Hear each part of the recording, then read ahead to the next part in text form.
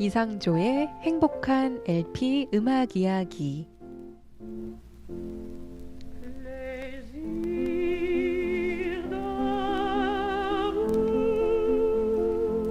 네, 달콤한 내시 이번 시간은요, LP로 음악을 들으면서 이야기도 나눠보는 이상조의 행복한 LP 음악 이야기 시간입니다. 선생님 안녕하세요. 안녕하세요. 네, 항상 뵐 때마다 오늘은 어떤 음악을 들려주실까 정말 기대가 많이 돼서 이 예. 시간만 저도 기다립니다. 네, 오늘은 영화 음악을 몇 곡 준비했는데요. 예. 우선 1984년에 개봉한 영화 Once Upon a Time in America에서 프렌즈라는 짧은 곡을 먼저 듣고 영화와 한 영화 음악 작곡가에 대한 이야기를 나누어 볼까 합니다. 오늘은 영화 음악을 준비해 네, 주셨군요. 그렇습니다. 아마 이 음악을 들으면서 그때 봤던 영화를 떠올리시는 청취자분들도 참 많이 계실 것 같은데, 예. 그런 기억들 오늘 소환해 보시기 바랍니다. 자, 영화 Once Upon a Time in America에서 Friends 듣고 오겠습니다.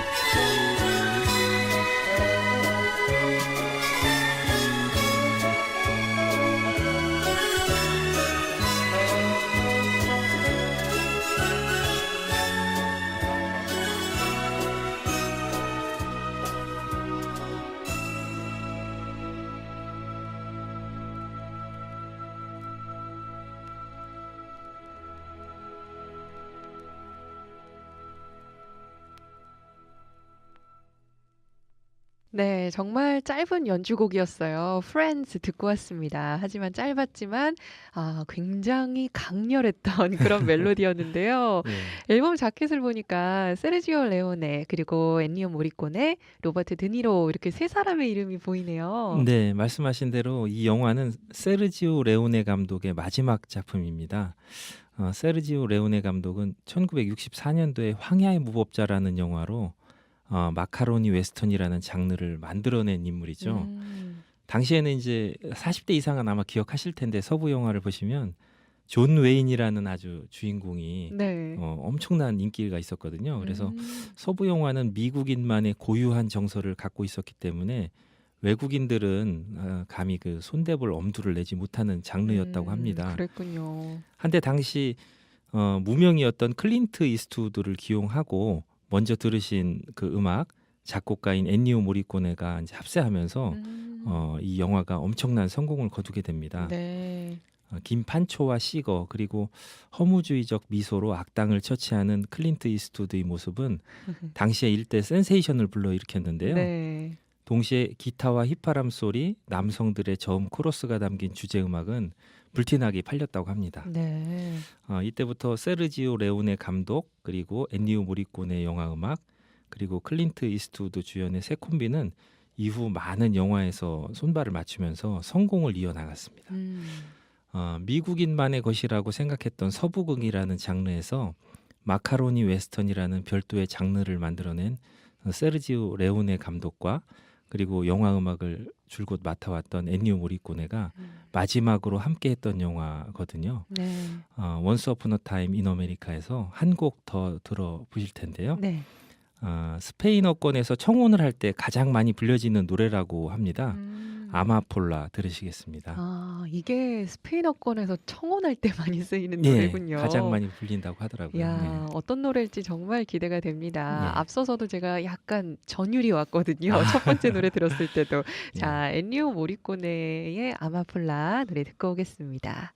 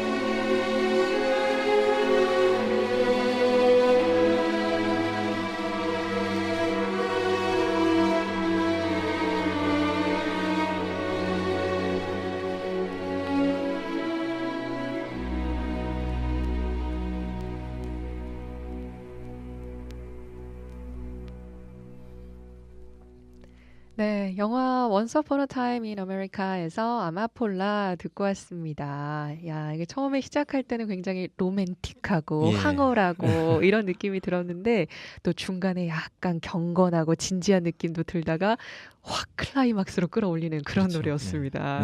아니, 이게 청혼을 할 때 많이 불려지는 곡이라고 하는데 아마폴라가 무슨 뜻인가요?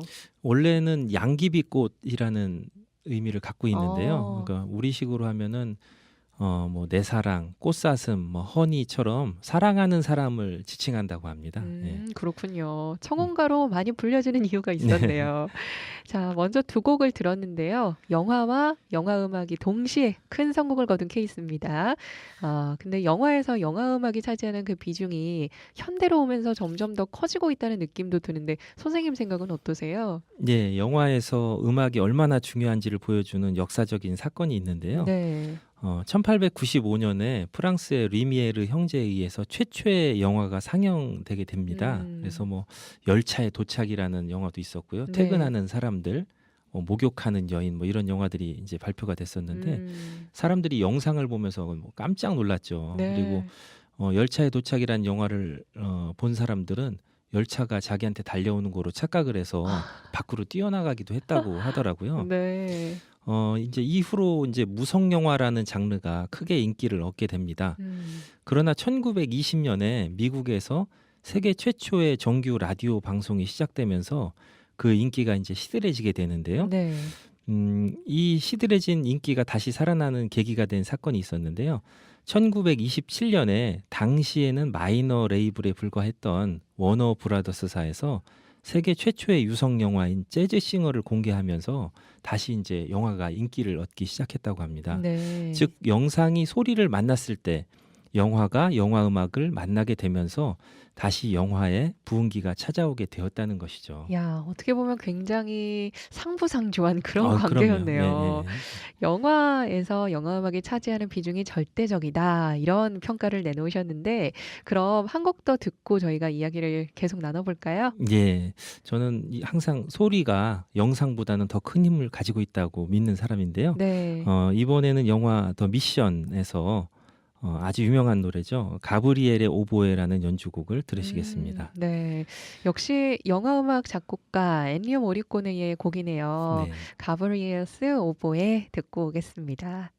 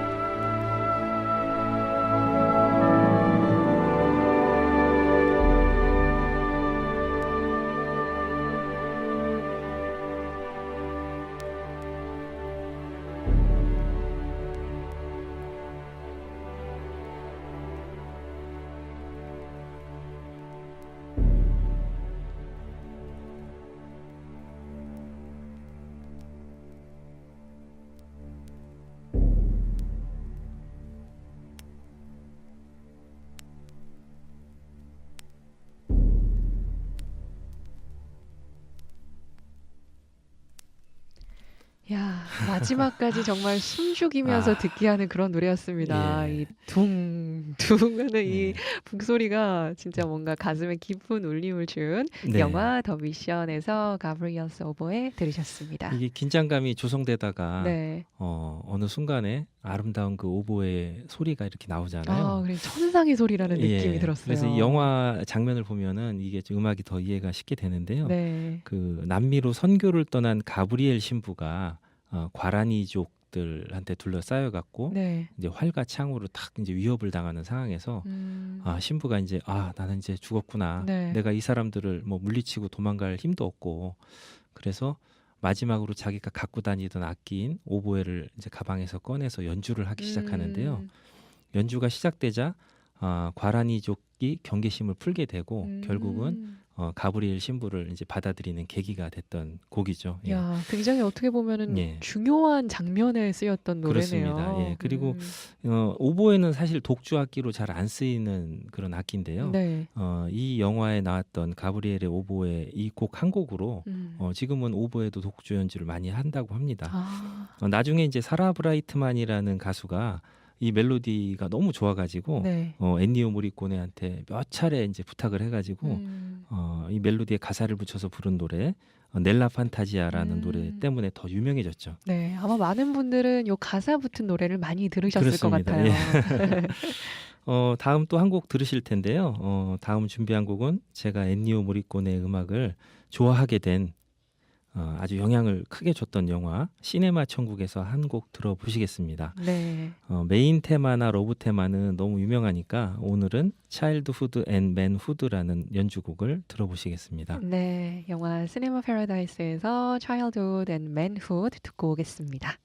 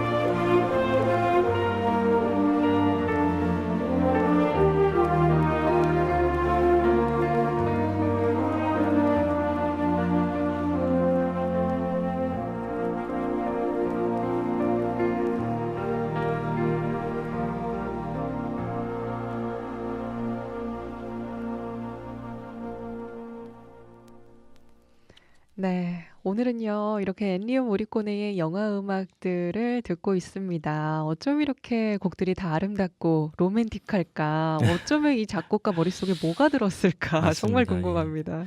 시네마 천국 이 영화는 제가 정말 좋아하는 영화인데요. 네. 뭐 토토와 알프레도의 나이를 초월한 우정이라든지 그리고 광장을 지키는 그 아저씨 이야기 또 엘레나와의 사랑 하는 장면 등 그 기억이 정말 많이 나는데요. 네. 역시 앞권은 알프레도가 토토에게 남긴 한 릴의 테이프를 영사기에서 돌려보는 마지막 장면이라고 할 수 있는데요. 그렇죠.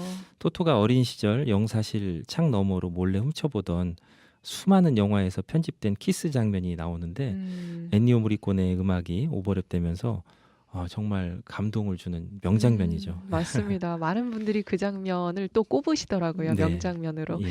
오늘은요. 이탈리아의 영화 음악 작곡가 엔니오 모리코네의 음악을 4곡 들어봤는데요. 모두 멜로디 라인이 참 아름답고 네. 편곡도 훌륭한 그런 훌륭하죠. 멋진 곡이어서요. 다른 음악도 들어보고 싶다 이런 생각이 드네요. 정말 좋은 음악이 많은데요. 네. 오늘 소개해드린 음악 이외에도 러브 어페어에 나오는 센티멘탈 워크라든지 또 언터처플이라는 영화 음악도 좋고요. 네. 한데 오늘 마지막 곡으로는 키마이라는 곡을 골랐습니다. 네. 국내에서는 어느 연약한 짐승의 죽음이라는 제목으로 방영됐고요. 네. 원래 제목은 르 프로페셔널이라는 영화에 삽입된 음악입니다. 네. 영화에서 음악이 얼마나 중요한 역할을 하는지 증명하는 것 같은 엔니오 모리코네의 멋진 음악들 오늘 들어봤습니다. 마지막 곡으로 키마이 들으면서 오늘 행복한 LP 음악 이야기 마칠게요. 선생님 예, 수고하셨습니다. 수고하셨습니다.